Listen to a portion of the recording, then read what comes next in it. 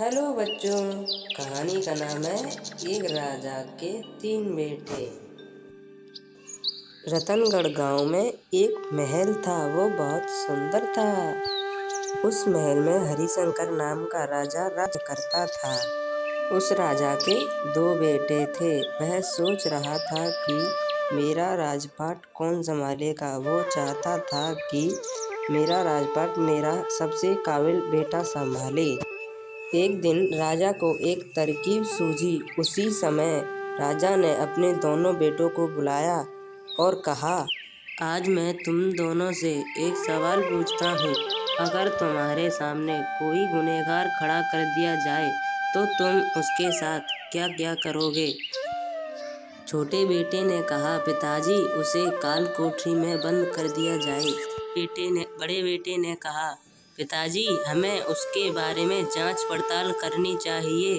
उसने ये गुनाह किया है कि नहीं। इस पर राजा के बड़े बेटे ने एक कहानी सुनाई। रामपुरी नगर में एक राजा था। उसके पास एक तोता था। एक दिन तोते ने कहा, मुझे अपने माता पिता के पास। राजा ने तोते की बात न मानी और तोते ने हार न मानी। तोता महाराज से जिद करने लगा कि मुझे अपने माता पिताजी के पास जाने दो। अंत में राजा ने तोते की बात मान ली और कहा, ठीक है, तुम अपने माता पिता से मिलकर आओ, लेकिन मत रुकना। राजा ने तोते को केवल 4 या 5 दिन की अनुमति दी और कहा कि तुम अपने माता पिता से 5 दिन मिल सकते हो, पर छठे दिन मेरे पास आ जाना। इसके बाद तोता 5 दिन के लिए अपने माता पिता के पास चला गया और छठे दिन तोता लौट के आ रहा था। उसने सोचा, क्यों ना महाराज के लिए कुछ फल या उपहार ले लिया जाए। वह बगीचे की ओर निकल पड़ा। जहाँ पर वो फल लेने वाला था, वहाँ पर एक सांप उसे जहरीला कर देता है और वहाँ से चला जाता है। जैसे ही तोता आता है, उसे क्या पता था कि इसमें जहर है। वो इस फल को तोड़ लेता है और वहाँ से जाने लगता है।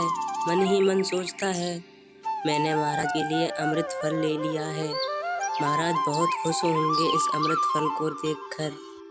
तोता महल पर पहुँचता है। महल में राजा और मंत्री बात कर रहे होते हैं।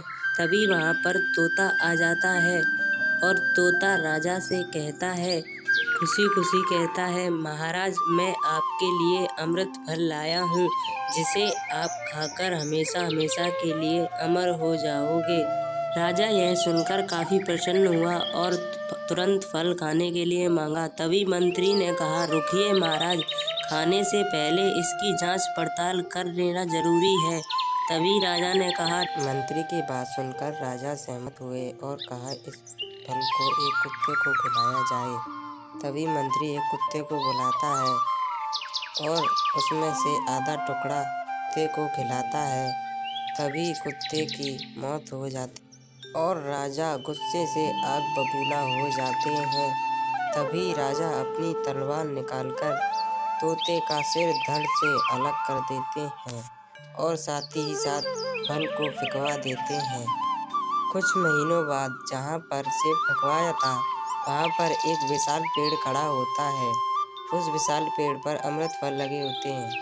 वहाँ से एक बूढ़े बाबा जी निकल के जाते हैं। वो सोचते हैं, यहाँ पर बड़ी अच्छी छाया है, यहीं पर थोड़ी देर आराम कर लेता हूँ। तभी उन्हें एक फल दिखता है। वो उस फल को खा लेते हैं। खाते ही खाते वो बूढ़े से जवान हो जाते हैं।